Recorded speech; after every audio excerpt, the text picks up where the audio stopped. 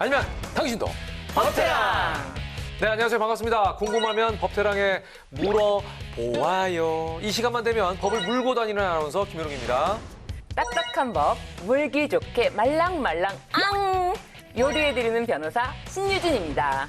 말랑말랑 알기 쉬워진 법, 간결하게 데이터로 정리해드리는 남자, 빅데이터 전문가 전민기입니다. 네. 자, 아무래도 제가 법태랑 MC다 보니까 네. 법안 발의 뉴스에 좀 민감하고 무슨 법 얘기 나오면은 네. 예, 귀를 쫑긋 세우게 되는 이런 버릇이 생겼습니다. 일종의 이제 직업병이죠. 예, 얼마 전에 깜짝 놀란 경험이 있어요. 파키스탄에서 말이죠. 성인이 된 직후 결혼을 의무화하는 법안이 발의됐다지 뭡니까? 아니, 성인이 된 직후라고 하면 18세, 일명 강제 결혼법. 아니 요즘 시대 18에 그것도 강제로. 아니 낭랑 18세.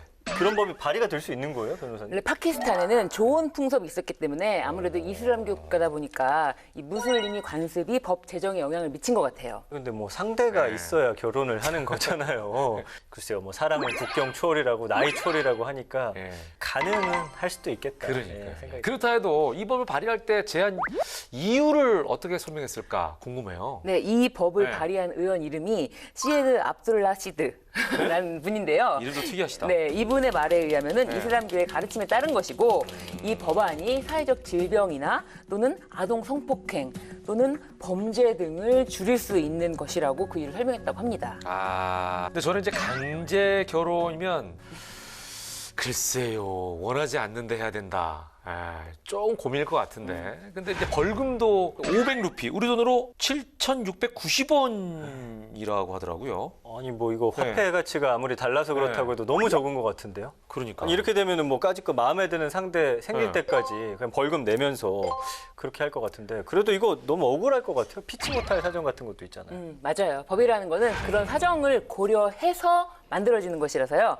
무작정 벌금을 매기는 게 아니고 결혼이 지연되는 이런 정당한 사유가 있을 경우에는 결혼 지연 설명서를 작성을 해가지고 지역 교육부에 제출을 하면은 이런 벌금은 면할 수 있게 됩니다. 야, 재밌네. 네. 그죠? 예. 자, 아무튼 그 나라 관습, 풍습, 사회 인식을 반영하는 게 법 아니겠습니까? 그래도 이 스마트한 세상으로 세계가 통하다 보니까 이젠 그런 풍습도 안 통할 것 같기도 합니다.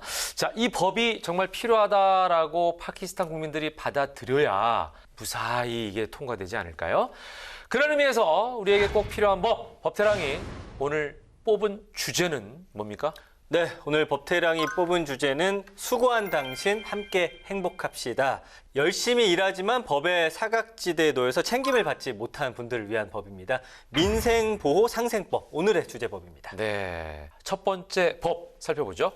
지난 5월이죠. 이제 국회에서 가사 근로자의 고용 개선 등에 관한 법률이 드디어 제정이 됐습니다. 네. 그동안 노동법의 사각지대에 존재했던 가사 근로자들을 그분들의 지위를 이제 법적으로 인정해주는 법이 만들어진 겁니다. 야, 이건 또 잘 몰랐네요. 그럼 지금까지 근로기준법에 가사 근로자들만 쏙 빼놨던 거라는 말씀이신가요? 네, 그렇습니다. 이 1953년에 근로기준법이 제정될 때만 해도 이 가사노동 자체를 경제활동으로 생각하지 않았던 사회적 분위기 때문에 가사 근로자는 법 적용 범위에서 제외가 됐었는데요. 그런데 무려 68년 만에 근로기준법에 적용을 받는 정식 근로자가 되는 겁니다. 예. 그러니 이제 가사 도우미라는 말이 아니라 예. 가사 근로자라고 불러야겠습니다. 그러네요. 예, 당연히 중요한 경제 활동이죠. 예. 맞벌이 가정이 워낙 많다 보니까 집안일, 육아, 산후조리, 넓게는 이제 간병까지 이 가사 서비스, 가사 도우미 절실한 그런 가정들이 굉장히 많아졌습니다. 네, 그 통계청 데이터를 보니까요. 2011년에 3.7조 원이었던 가사 도우미 시장 규모가 예. 2016년에는 5조 원에 육박했습니다. 그 올해 또 현재 정부가 파악하고 있는 전국의 가사 근로자는 네.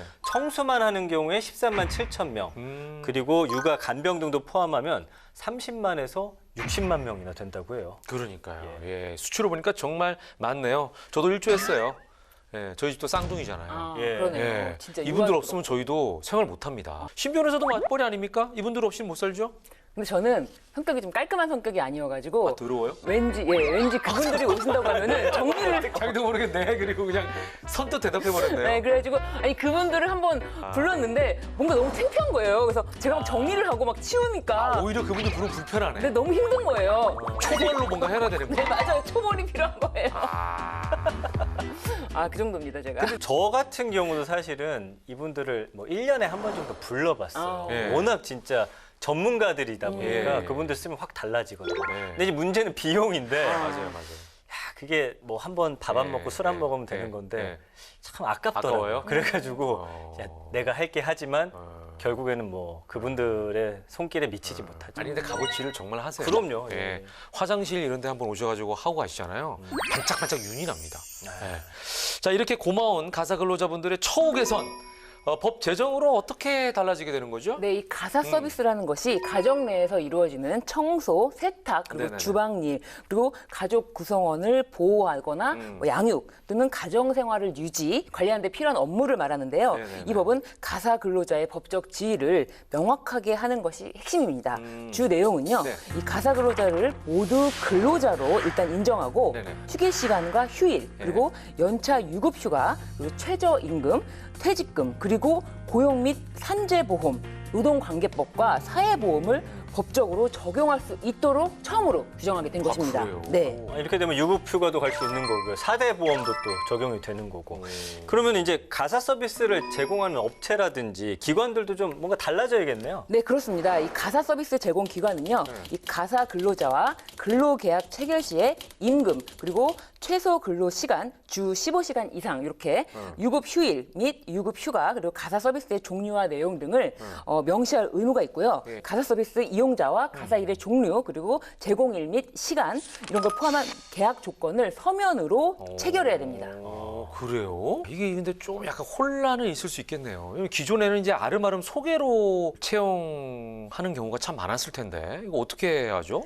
이 새 법이 시행이 돼도요, 네네. 기존처럼 직업 소개서를 통해서 가사 도우미를 직접 고용할 수도 있고요. 예. 그러니까 정부가 인증한 기관을 통해서 예. 가사 근로자와 민간을 통한 가사 근로자의 고용 두 가지가 이렇게 병행이 되는 건데요. 아. 사용자의 입장에서는 정부 인증기관에서 소개를 받은 경우 더 네. 믿음이 가는 건 사실이지만 비용이 조금 비싸지지 않을까 이런 예측도 해봅니다. 아, 병행하는군요. 예. 근데 뭐 쓰는 입장에서는 좀 네네네네네. 비싸지더라도 그 집안일은 아무한테나 맡기기가 쉽지가 않더라고요. 아까 뭐 신 변호사님이 더러워서라고 했지만 사실은 좀 신뢰가 없으면 서로 못 믿게 되면 의심하게 되고 뭐 그런 경우도 있어서 이참에 아니면 진짜 더러워서 그럴 수 있어요. 맞아요. 진짜예요.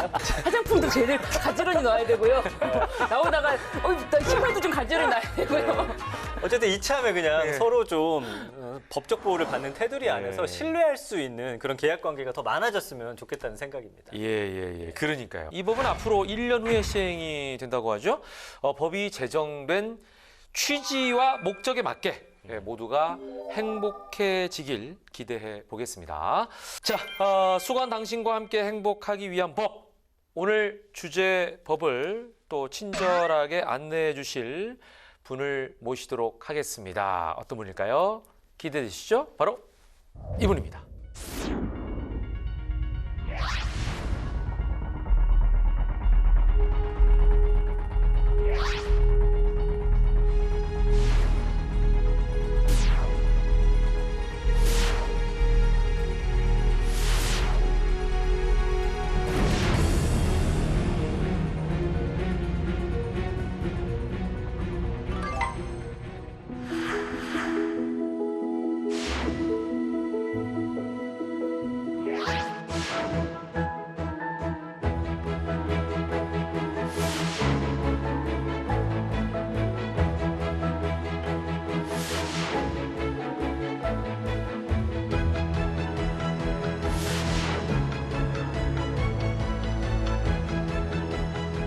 구조 3천억 원 규모의 맞춤형 피해 지원 대책을 긴급히 마련한 바 있으며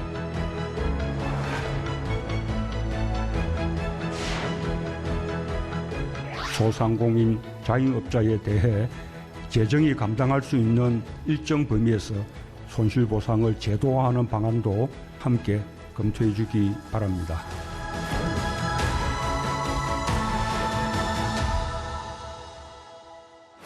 민법 23조가 나와 있는데요. 공공필요에 의한 재산권의 수용, 사용 제한 시 국가는 정당한 보상을 지급해야 한다고 나와 있습니다.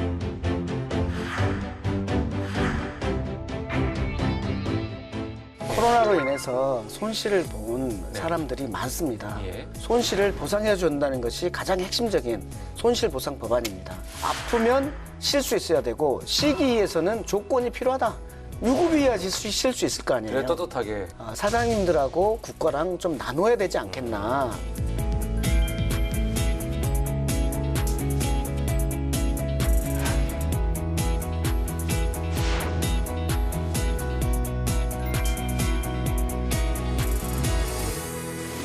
안양의 작은 거인 더불어민주당 민병덕 의원 나오셨습니다. 어서 오십시오. 반갑습니다. 네, 반갑습니다. 네. 네, 반갑습니다.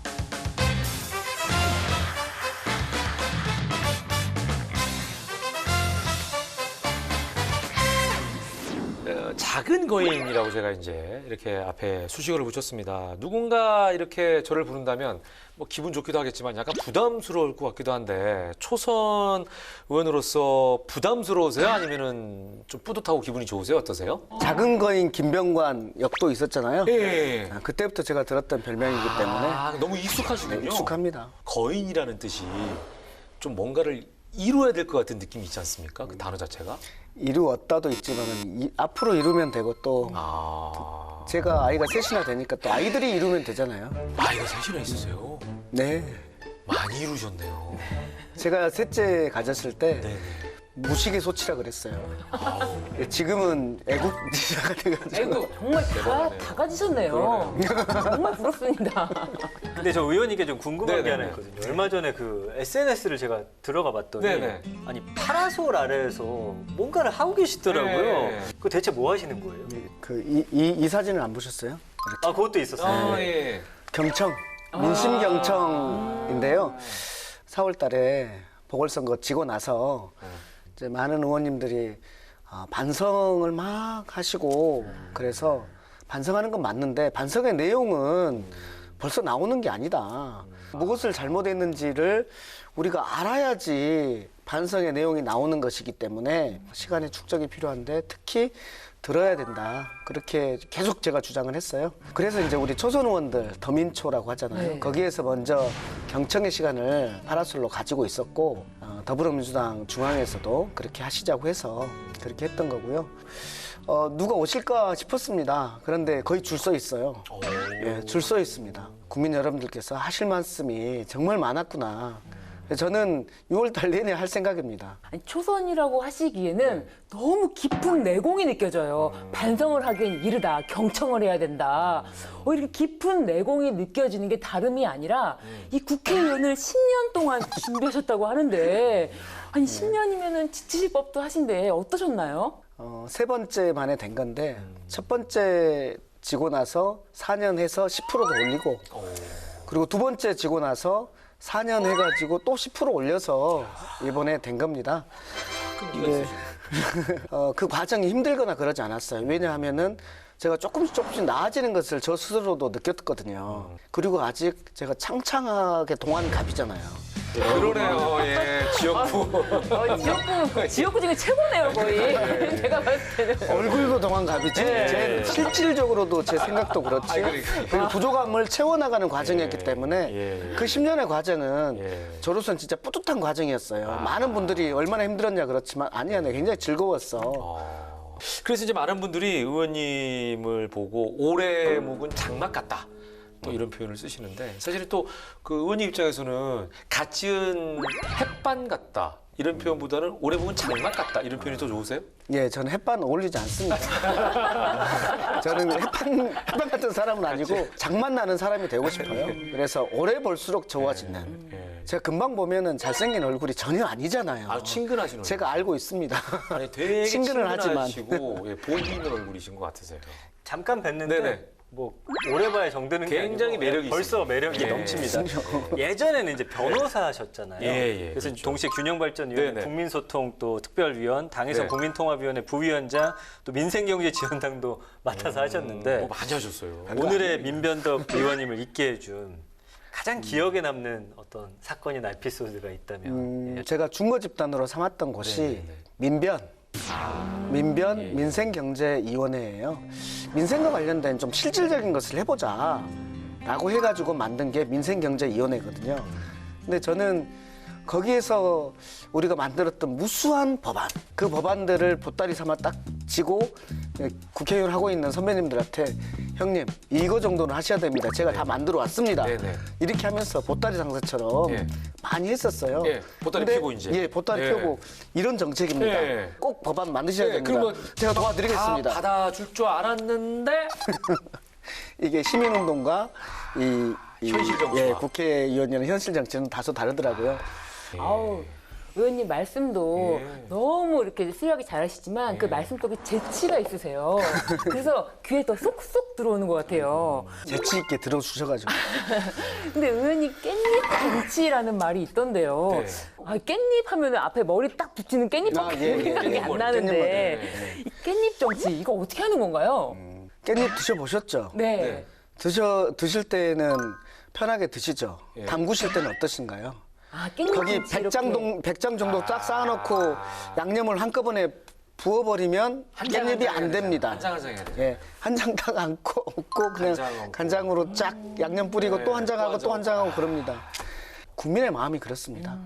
시민의 마음이 한 명 한 명 그 사람의 특별한 구체적인 그 마음을 어루만지면서 하지 않으면은 안 되는 게 국민의 마음입니다. 한 장 한 장 양념을 네. 발듯이 켜켜이 국민의 마음을 한 명 한 명 들여다보겠다. 이런 말씀이신 거죠? 되게 처음에는 깻잎 머리 뭔가요? 하겠는데 감동의 이야기로 딱 우리 반찬으로 마무리했네요. 따지면 깻잎 정치고 그 케이크로 따지면 크레이프 케이크네. 아, 한 겹. 아, 너무 이거 냄새가 이거 다른데요? 제가 크레이프 와닿지가 않아요. 아니, 너무 좋아하거든요. 자, 깻잎 장아찌를 담그는 정성으로 한 장 한 장 정성스럽게 오늘의 주제 법으로 그 맛깔스럽고 깊은 맛을 더해 보도록 하겠습니다. 수고한 당신 떠나라가 아니고 수고한 당신과 함께 행복하기 위한 법. 전 팀장 첫 번째 깻잎부터 살짝 열어볼까요? 네. 자, 깻잎 제가 뜯듯이 한번 네. 뜯어보겠습니다. 자, 민병덕 의원의 수고한 당신 함께 행복합시다 민생보호법인데요. 첫 번째는요. 아프면 쉬어야죠. 당근 유급 질병 휴가법입니다. 되게 직장에서 병가를 낼 수 있는데 당연한 일인데 왜 국회의원이 되시자마자 1호 법안으로 내셨나요? 당연한 건데 당연하지 않은 상황이 벌어진 게 언제냐면 코로나 때입니다. 코로나에 걸리면 이제 쉬어야 되잖아요. 네. 근데 그러려면 직장에서 눈치 보이잖아요. 첫째는. 두 번째는 월급 주는 게 원칙이 아닙니다. 무급이 원칙입니다. 아, 무급 휴가. 예, 내규에 있으면 유급이 될 수 있는데 협의에 의해서 유급으로 만들 수는 있지만 원칙적으로는 무급입니다. 우리의 유급 휴가는 뭐냐면 정기 휴가, 그게 유급입니다. 그러다 보니까 아프니까 쉰다라고 하면은 쉬어. 그렇지만은 월급은 안 주잖아요. 네. 그러면 우리가 쉴 수가 없죠. 봉양해야 될 부모와 예. 토끼 같은 뭐 이런 거 있잖아요. 어떻게 합니까? 그렇죠. 그러니까 아파도 다녀요. 아파도 쉬지를 못해요. 네네. 그런데 이것이 핵심적으로 드러난 게 뭐냐면 코로나예요.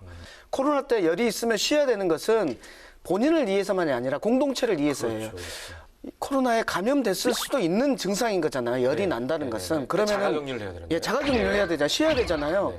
그런데 사장님한테 눈치 보이죠. 무급이죠. 더구나. 그러니까 괜찮아. 몰래. 조금 그러면서 열이 나도 그냥 와서 근무해버린다고요. 그러면 본인만 참는 것이 아니라 네. 공동체에도 엄청난 피해를 줍니다. 그러니까 이 부분을 바꿔내기 있어서 아프면 쉴 수 있어야 되고 쉬기 위해서는 조건이 필요하다. 유급이어야지 쉴 수 있을 거 아니에요. 그래 떳떳하게 그렇죠. 당당하게 쉴 수 있다. 근데 그러면 사장님들께서 힘들어 주실 거 아니에요. 그래서 그 비용을 사장님들하고 국가랑 좀 나눠야 되지 않겠나. 라는 관점에서 이제 고용보험에서 이것을 나눠야 된다라는 관점으로 설계를 한 겁니다. 아, 그러시군요. 예. 예.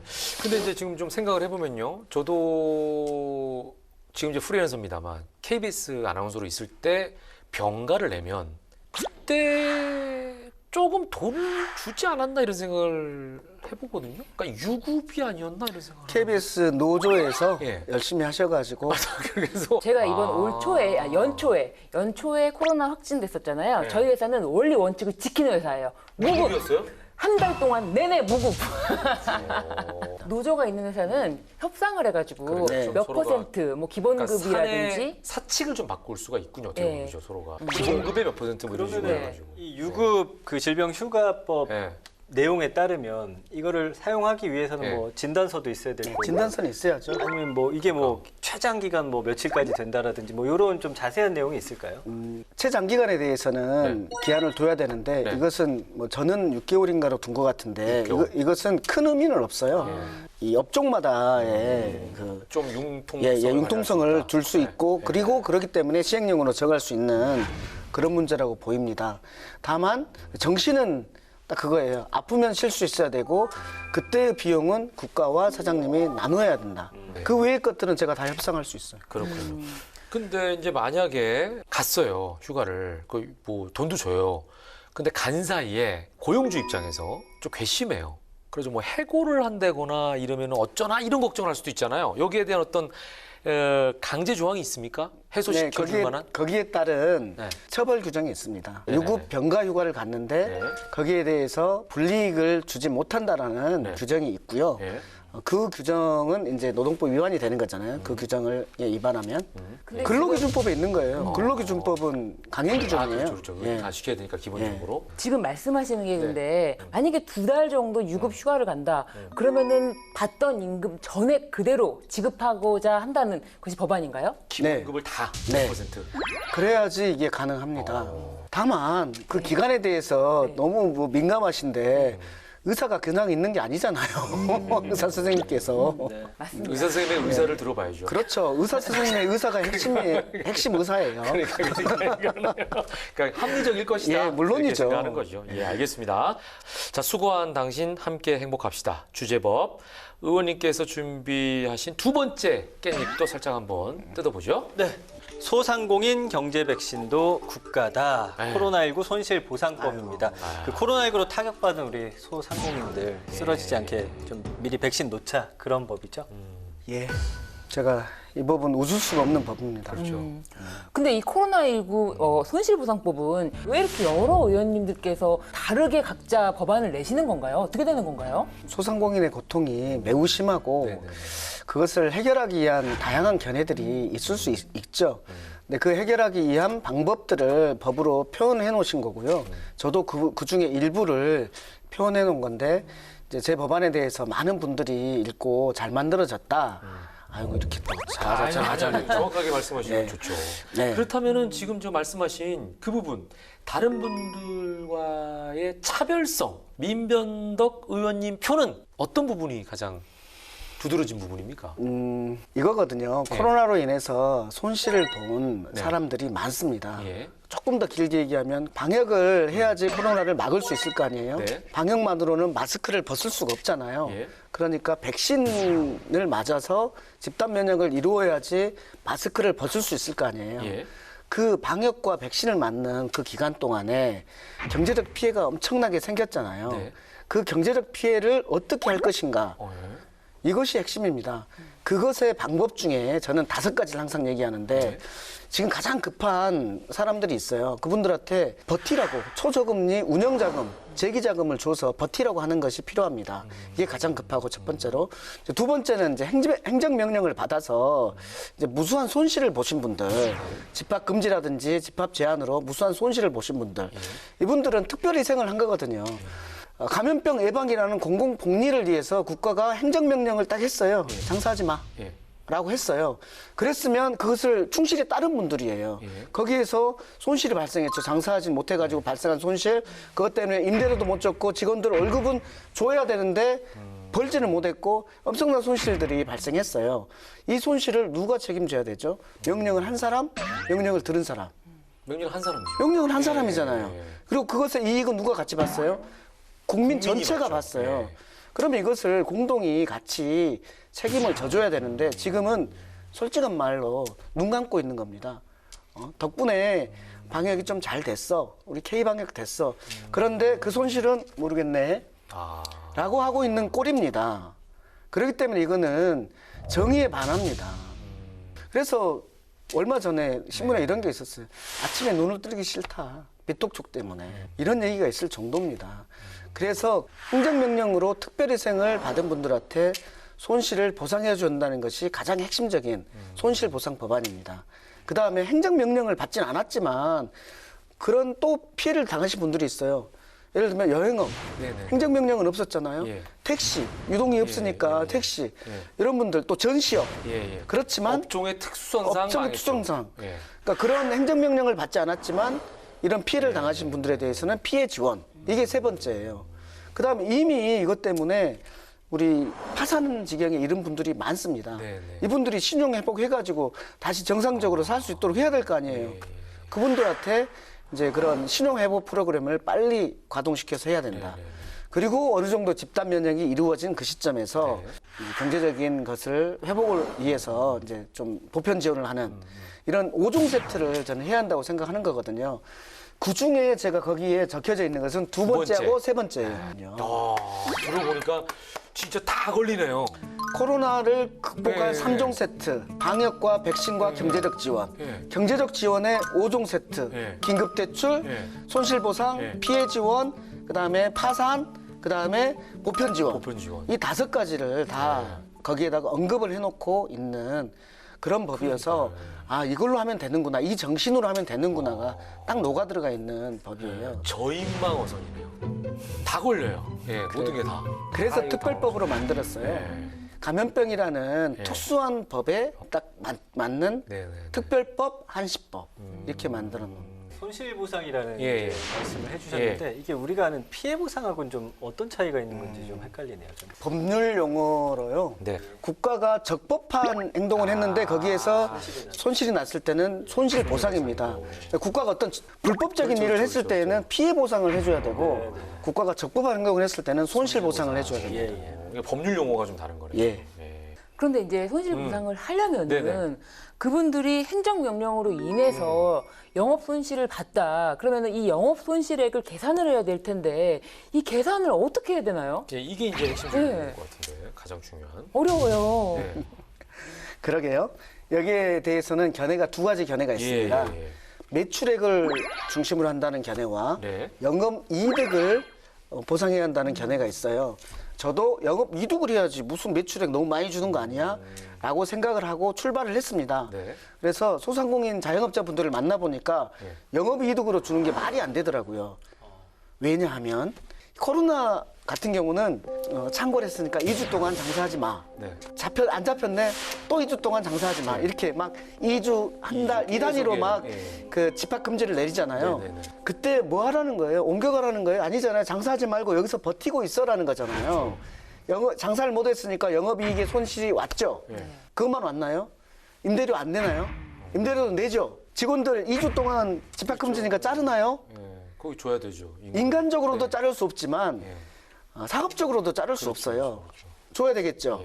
그다음에 다른 공과금 다 돼야죠. 다 내야죠.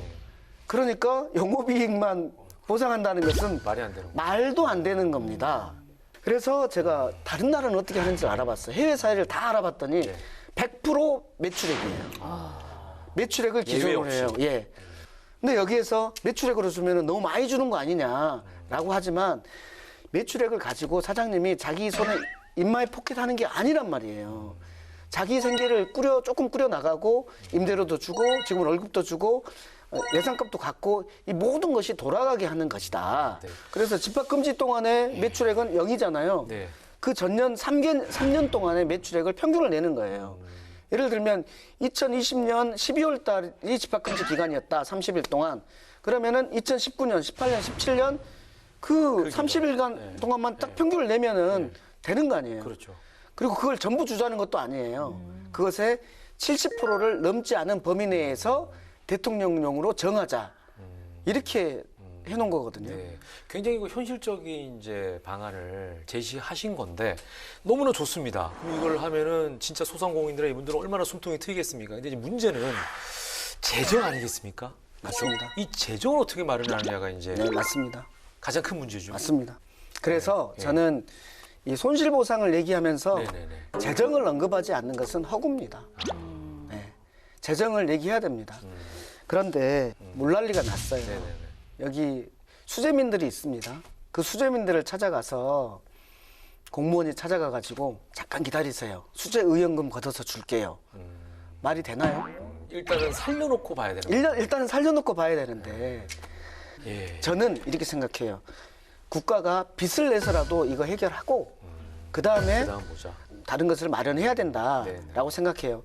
그래서 저는 최종적으로 재원과 관련해서 가장 큰 문제가 되기 때문에 고민을 했는데 뭐 다른 당에서 주장하시는 기존의 예산에서 조정을 해서 하자라고 주장하셔요. 오케이, 그것도 하자.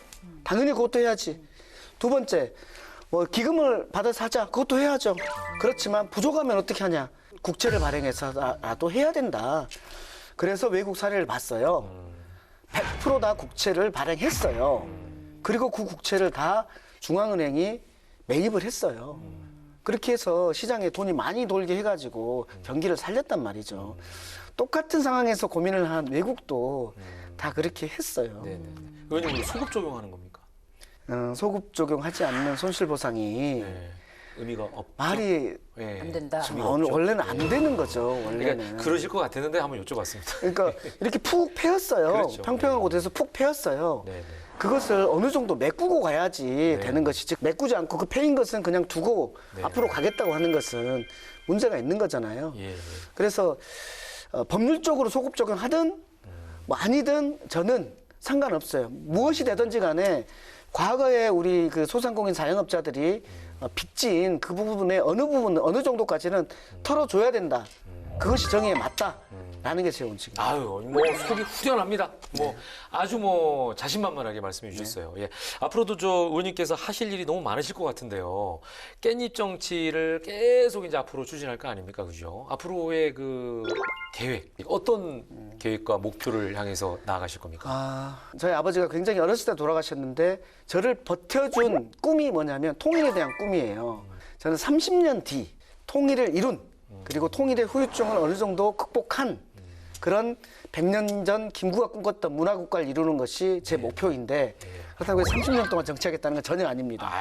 그때를 목표로 두고 제가 할 기간 동안 하고 그 목표를 동의하는 후배들을 또 밀어주고 이렇게 해야 되면 그러면은 아까 우리 새 아이들한테 30년 뒤에 그런 세상을 물려줄 수 있다라고 생각하는데 그 세상을 위해서 가장 중요한 것이 양극화 해소한 그래서 공동체를 이룬 나라이기 때문에 근데 그것을 가장 저해하는 것이 자산의 엄청난 양극화예요.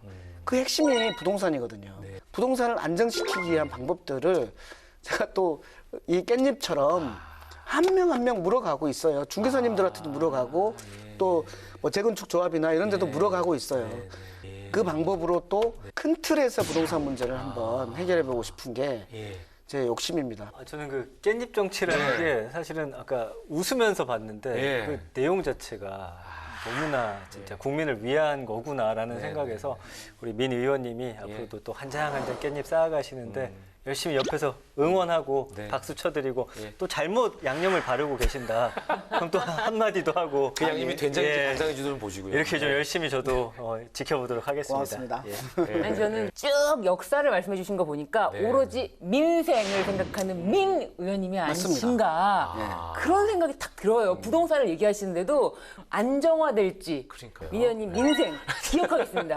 예, 알겠습니다. 민생은 민 의원님께 동안갑. 와. 너무 기대됩니다.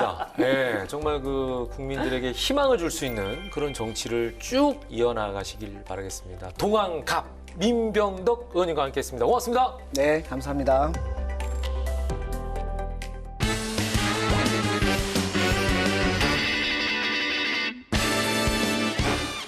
알다가도 모르겠고 모르다가도 할 것 같은 법 때문에 속 터지는 분들의 속을 시원하게 내는 시간. 궁금할 법 하지. 네.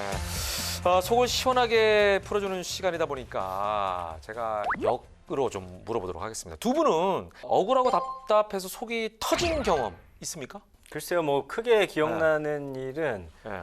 그러니까 어떻게 보면 소비자고 보호를 받아야 되는데 네네. 예를 들어서 뭐 어디 가서 뭘 잃어버렸거나 보상을 받아야 되는데 그거를 내가 스스로 증명을 해야 되니까 저는 그런 경우가 너무 답답하더라고요. 이제 내가 이거를 잃어버렸는데 내가 그걸 다 증명해야 되는 경우. 네, 그러니까 그냥 그만두고 말자 이런 식이 좀 많았던 것 같고 기발한 생각해냈는데 남이 싹 먼저 이거 가져갔을 도용해 때, 갔을 때. 가져갔을 때. 뭐 이런 예, 경우들이 예. 있겠죠. 저는 억울한 일이 그렇게 있어서 막 속이 터지고 답답한 네. 일은 사실 없어요. 왜냐면은 바로바로 다 해결을 하는 편이라서 답답한 일은 없는데 예를 들면 말로 안 통하는 뭐 인터넷상에서 제가 뭐 구입을 했는데 네네네. 바로 세일이 들어간다. 이런 경우는 내가 말로 해도 컴퓨터랑 말을 할 수가 없잖아요. 아. 컴퓨터 한 명만 붙잡고 속이 터지는 뭐 그런 경우는 있었습니다. 그렇군요. 네. 예. 저 같은 경우는요. 네. 마이너스의 손이에요. 그러니까 예를 들어서 뭐 주식 같은 경우도 팔았어. 그럼 뛰어. 꼭 반대로 가. 그래서 꼭 주변에 있는 사람들이 김현욱이 이거 했어? 반대로 하자. 이럴 때 되게 열받아요. 감으로 많이 하시죠? 그러니까 저는 그냥 데이터를 많이 모으지 않는 편이에요. 그러니까. 느낌상으로 해서 그래요. 그냥 사람 좋아하고. 네. 예? 느낌에 반대로 하시면 될 것 같고. 근데 지금 저 PD가 물어보네요. 네. 근데 왜 하냐고. 그거 왜 하는 거예요? 진짜 네? 나도 물어보고 싶었어요. 귀가 얇아서. 아니 근데 어쨌든 간에 다 이야기 나눠보니까 네. 대부분 금전적인 손해를 봤을 때 그렇죠. 결국은 제일 억울하고 속 터지는 거 아니겠어요? 맞아요. 네. 금전적인 이런 얘기만 하고 너무 우리 세상에 때가 묻은 거 아니에요? 우리 어쩔 수 좀 더 없잖아요. 맑고 네. 이 땅의 정의를 위해서 그런 어떤 억울함을 생각해보면 안 될까요? 신비한. 꿈에서 깨세요. 예. 아니 오늘 사파리 같은 옷 입고 오셔가지고 왜 갑자기. 오늘 우리는 정글에서 만나기로 했습니다. 그러니까 정글에도 갈 뿐이 왜 그래요. 예. 맞습니다. 자 오늘 사연의 주인공은요. 어떤 일로 속이 터지게 되셨는지 들어보겠습니다. 법태랑 최고의 명배우들 준비되셨죠? 네. 예, 오늘도 출연료 듬뿍 드립니다. 연기 잘해주세요. 자, 가겠습니다. 정아, 이리 좀 가까이 와봐. 나 당신 없으면 어떻게 살지? 정아, 나 탐식이는 말이야. 코로나가 잡아간다 해도 두렵지 않아. 우리 정아가 날마다 주방만 지켜준다면 내 부자 되는 건 시간 문제니까. 참, 탐식 씨, 당신 덕분에 난 기름이 평생 안 사도 되겠어. 어떻게 날마다 느끼한 기름이 이렇게 펑펑 솟아나? 우리 정아, 기름 필요하면 언제든지 말해. 이건 또 뭐야? 그새 또 신메뉴가 나온 거야, 정아? 탐식 씨, 느끼한 기름 한 방울, 내 사랑 한 스푼, 파, 마늘, 양파를 볶다가 아주 특별한 걸 넣었지. 어우 시원하다, 정아. 짬뽕에 대체 뭘 넣은 거야? 뭘 넣은 거야? 영업 비밀. 분명 이번에도 대박 날 것 같다. 그치? 메뉴 이름은 뭘로 할까? 정아, 느낌이 와. 당신 이름을 따서 백정원 짬뽕. 남들이 들으면 백종원 대표랑 헷갈려. 정아, 너무 자존심 상해. 그럼 정아 한번 바꿔볼까? 백여시 짬뽕 어때? 탐식과 정원 부부가 10년 동안 운영해온 짬뽕 전문점은 맛집으로 소문난 집이었습니다. 아이디어 넘치는 아내 백정원의 정갈한 솜씨 덕분이었는데요. 최근에 개발한 백여시 짬뽕도 완전 초대박 행렬로 이어졌습니다. 정아, 이번에도 방송 나가는 거야? 와, 우리 집 식당도 텔레비전 나온다. 그 통통한 김준현 아저씨 백여시 짬뽕 4그릇 먹었지? 그치?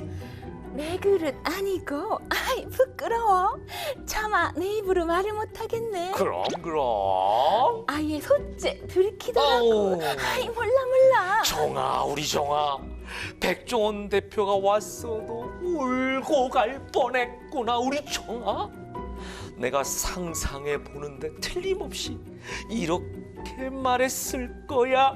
대체 여기 뭘 넣은 거유? 파, 마늘, 양파, 그리고 또 뭐유? 말해봐요. 대체 뭐유? 한 수 가르쳐주면 안 되나며? 몰라. 나 잡아봐라. 아유, 이 백요시 같은 우리 정아 이리 온. 나한테도 정말 비밀인 거야? 탑 시크릿? 아우 느끼해. 얼큰한 짬뽕 먹어야겠다. 유명 방송 프로그램에 식당이 소개되면서 백여시 짬뽕을 먹으려고 찾아온 손님들로 식당은 문전성시를 이루었습니다. 그런데 기쁨도 잠시. 백여시 짬뽕을 하는 식당이 여기저기 있다는 제보가 날아들었습니다. 아니, 정말 똑같은 거야? 우리 정아 거랑 탐식 씨 정말 똑같아. 벌써 백여시 짬뽕이라고 상표 등록까지 했대. 나 어떡해. 아니 봐라 이거 좀 봐라 참말 충청도 사람인데 흥분해서 사투리가 헷갈리네. 이게 보시 당신 양심은 어디서 팔아먹었노? 야, 참나. 아니 뭐 그 집에만 백여시가 있어? 아, 이거 왜 이래? 우리 집에도 있어. 왜? 뭐 어쩌라고? 아 뒷목 봐라 이 백여시 그거 세상에 딱 하나뿐이요. 우리 종아 하나뿐이라고. 내가 얼마나 아끼는 별명인데 백여시. 아이고 뭐 세상에나 마상에나. 아이고 백여시 세상에 얼마나 많은데 자기 집뿐이래. 아이고 기가 막히네. 아니 여보세요. 다른 사람은 속여도 여기 내 혀는 못 속이네요. 게다가 이름까지 떡하니 백여시 짬뽕? 양심에 털난 거 아니에요? 뭐 한번 보여드릴까요? 에? 나 털 같은 거 없어요. 에? 손님 백여시 짬뽕 그냥 들고 가세요. 우리 집이 원조니까. 야, 아유 옛날 토나니까 재밌네. 저는 진짜 점심 안 먹길 다행이다. 김현욱 아나운서도 느끼한데 신 변호사님도 너무 느끼해요. 아니 그거 잘할 것 같아. 예, 옛날에 그 뭐지 사랑방송인가 어머니. 네. 걔는 계란을 너무 좋아해. 뭐 이런 거 있잖아. 우리는 계란을 너무 좋아해. 계란 하나 드실라우? 그 옛날에 있었잖아요. 계란 하나 예. 드실라우? 똑같네. 왜? 나는 그 신영일 선생님 연기. 근데 잘하네요 진짜. 종아 오랜만에 누워. 이건 뭐 하는 게야? 야 재밌다. 예. 자 아무튼 얼마 전에도 백종원 대표가 하는 프로그램에서 포항 덮죽인가? 뭐 그런 사건도 있었죠. 이것도 네. 기사가 많이 됐어요. 네. 포항 덮죽도 이제 방송으로 유명세를 탔는데 네. 근데 이제 제3자가 상표 출원을 하면서 문제가 생겼어요. 그러니까. 네, 이 상대 업체가 사과하고 사업 철수하면서 해결됐다라는 뉴스를 봤습니다. 그러니까 이거를 상표 등록을 한다는 생각을 누가 하겠습니까? 근데 보고 있다가 진짜 잽싸게 그걸 등록하면 얼마나 얄밉습니까? 심지어 EBS의 그 유명한 펭수도 네. 이 상표권을 제3자가 먼저 출원해서 법적 절차를 밟은 바가 있는데요. 심지어 이렇게 조리법이나 레시피 개발 이런 거에 저작권이 있다면 얼마나 좋겠습니까마는 사실 그게 없습니다. 야 이건 좀 억울하네. 똑같은 메뉴를 따라한 건데 조리법은 저작권 보호 대상이 아니에요? 네, 일단 메뉴로 만드는 조리법 자체는 인간의 사상이나 가치관의 표현물이 아니기 때문에 이 저작권으로 인정받기가 어려운데요. 오랜 시간 노력을 기울여서 독특한 메뉴를 개발하는 것은 사실이지만 저작권으로 보호받는 것이 아니고 특허 출원이 가능한 사례입니다. 아니 이렇게 되면 그럼 독특한 그 조리법을 예. 특허를 미리 받아두면 되는 거 아니에요? 그러니까 이게 네. 단순히 조리법이 새롭다고 해서 특허를 받을 수 있는 것이 아니고요. 어떤 기술적인 우위가 있어야 특허 출원이 가능한데요. 근데 현실적으로 보면은 조리법을 보호할 수 있는 유일한 수단은 영업 비밀로 보호받는 경우가 좀 더 확실하다고 볼 수 있을 것 같아요. 왜냐하면 특허라는 것도 출원을 했을 때 이게 공개가 되는 거잖아요. 그렇죠. 공개가 되는 것이면은 공개를 안 하는 것이 낫다. 사실 코카콜라도 그 레시피가 특허로도 되어 있지 않잖아요. 그렇죠. 절대 공개가 되지 않잖아요. 맞아요, 그렇기 맞아요, 때문에 맞아요. 영업 비밀로 보호받는 것이 가장 적절한 보호 방법입니다. 예. 그런데 남이 지은 이름으로 상표 등록까지 했다면 이건 법적으로 문제가 되는 부분 아니에요? 예, 그렇습니다. 사례자가 직접 지은 메뉴명을 그대로 따라하는 것은 법적으로 문제가 되는 행위인데요. 그러니까요. 특히 이 사례자는 방송 출연으로 유명해진 상황이기 때문에 네. 남의 유명세에 편승한 거잖아요. 네. 그런데 이런 경우에는 네. 부정경쟁방지법상의 권리를 행사해서 네. 손해배상 청구를 할 수가 있고요. 그래요? 그리고 또 금지도 시킬 수가 있습니다. 또 상대가 상표권 출원을 한 상황이기 때문에 이를 막으려면은 이 상표권을 무효화 시킬 수가 있습니다. 그러니까 이런 경우는 나는 이제 방송에 나와서 백여시 짬뽕으로 유명해지고 팔고 있는데 상표 등록은 안 한 거예요. 근데 상대방은 그걸 가로채서 했어. 그렇더라도 이쪽에서 먼저 했다는 게 인정되기 때문에 이거는 이쪽에서 막을 수 있다는 얘기네요, 법적으로도. 막을 수가 있다. 그러니까 무효화시킨다는 것이 선출원주의가 우선이지만 네. 선출원했다고 무조건 다 상표권이 되는 것이 아니고 다른 유명세에 편승해서 그것을 이용하고자 상표권을 등록했다. 증거가 있으니까 네, 방송을 먼저 그렇죠. 하고 뭐 날짜별로 이런 게 있으니까 네, 증거물이 그렇습니다. 있는 거네. 네, 그런 경우에는 이 상표권 출원을 무효화시킬 수가 있습니다. 그러네. TV 출연으로 유명해졌으니까 그러니까. 사실은 다행인 거지. 그나마 네, 네. 방송에서 뭐 어떻게 이름 지었고 그다음에 이런 사연이 다 나왔을 테니까 네. 그러면 일단 이거를 하시는 입장에서는 상표 등록 무효 신청을 일단 해야겠네요. 이게 똑똑하네. 옛날에 도메인도 미리 막 한 100개씩 해놨다가 맞아요. 네, 미리 해놨다가 팔았잖아요, 네, 비싸게. 딴 데서 이거 해가지고 뜨면은 그걸 팔아가지고 돈 버는 분들도 꽤 있었잖아요. 요즘에 중국에서 그래가지고 우리나라랑 그 기업 네. 마크랑 똑같이 해가지고 등록 먼저 해놓고 우리가 이제 중국의 중국 갈 시장에 때 하려고 하면은 중국에서는 안 돼 있으니까. 네, 지금 돈 달라는 게 지금 어마어마하게 많아요. 나중에 찾아보시면 진짜 똑같아요, 완전히. 자, 그러니까 저희 그 법태랑을 보시는 분들, 관련된 사업을 하겠다 하시는 분들은 처음 계획 단계부터 사전에 좀 꼼꼼하게 준비를 하는 게 필요할 것 같아요. 그죠? 그러니까 네. 사업을 처음 시작하는 분이 사실 이분이 엄청 유명해질 것을 예상하고 네. 미리 준비하기 쉽지는 않아요. 그러니까 이게 대박이 났을 때 다른 사람이 그제서야 그걸 쉽게 가져가는 건데 그 가져갔을 때는요 반드시 그에 대한 책임을 지게 됩니다. 제가 사건을 하나 소개시켜 드리자면은 네네. 그 혹시 아시고 계시는지 모르겠지만 해운대에 가면은 유명한 갈비집이 있어요. 알죠. 네, 알죠? 네. 예, 해운대에 가면 유명한 갈비집. 수컷 갈비 말고. 네, 말고. 예. 스컷 말고 예. 그 갈비집이 있는데 근데 그것이 서울에 거의 유사한 형태로 영업을 하고 있었어요. 봤어요. 네. 그래서 네, 저 같은 데인 줄 알고 먹으러 갔는데. 그러니까요. 그런 제보를 해운대에 직접 해주시는 거예요. 손님들이. 아니, 이 서울에 분점을 냈냐 할 정도로 특이한 불판이라든지 특이한 그 메뉴라든지 이런 걸 그대로 사용하고 있었거든요. 그래서 법원에서 이 해운대에 있는 네. 이 본점과 분점이라고 헷갈릴 정도로 손님들이 헷갈릴 정도라면 이 사람들이 부정하게 이거는 영업을 하고 많은 있는 거를 거다. 침해한 거네. 네, 그래서 부정경쟁금지법상에서 영업행위를 금지시키고요. 손해배상 청구까지 받아낸 사례가 있습니다. 그렇군요. 네. 그러니까 착각할 정도로 그렇습니다. 이거는 네. 충분히 의도적으로 했다라고 볼 소지가 다분하네. 그렇죠. 네. 지역 명칭이라고 하더라도 사실은 이게 과연 상표권 출원이 될까라고 많이 궁금해하시는데요. 네. 지역 명칭과 갈비인데 이게 재밌네. 과연 상표가 되겠어? 상표로 하는 것이 아니에요. 그 영업행위를 다른 사람이 내 영업을 이용해서 그러니까. 새로운 영업행위 하는 것 자체를 막아야지. 아니 도산대교 그 네. 남단에 네. 되게 유명한 순댓국집 있어요. 네. 그것도 단골집이거든요. 네. 똑같은 순댓국집 딴 데 있어서 내가 거기 갈 때마다 프랜차이즈예요. 그랬더니 저희는 프랜차이즈가 없습니다. 그래가지고 하도 물어보니까 그 앞에다 붙여놨어요. 저희는 프랜차이즈를 하지 않습니다. 자, 그러면 이제 상표 등록 무효 심판 일반 법원에서 하는 건가요? 어디서 하는 거예요? 그 상표 등록은 일단 1심은 특허 심판원에서 진행을 하게 됩니다. 이 상표권 소송은 특허 심판원이 먼저 판단을 하고 그 후에 법원에서 판단을 받는 건데요. 이게 워낙에 전문 분야다 보니까 처음부터 법원에서 판단을 받는 것이 아니고 전문성을 가진 특허 심판원에서 먼저 판단을 받게 되어 있습니다. 네. 아유, 한편으로 생각하면 얼마나 먹고 살기 힘들면 네, 이렇게까지 해서라도 좀 돈을 벌어보자 했을까 싶기도 합니다만 그래도 중요한 건 양심입니다. 양심. 그죠? 예. 양심하니까 생각이 나네요. 꽤 오래전 종료된 프로그램이죠. 개그맨 이경규 씨의 양심 냉장고. 진짜 오래된 건데 본인은 숨기려고 하지만 이렇게 한마디 툭툭 할 때마다 연식이 너무 드러나요. 우리 김현우 아나운서. 어쨌든 우리를 감동시킨 거는 그 법적으로 그어진 정지선이 아니라 아무도 보지 않아도 지키는 마음의 그 양심. 바로 그 정지선이었죠. 그렇죠. 그 방송이 계속 재방이 되고 정말 네. 그 지금 말씀하신 첫 번째 그 양심 냉장고의 주인 맞아요. 그 기억나요. 사건을 계속 보여줬거든요. 맞아요.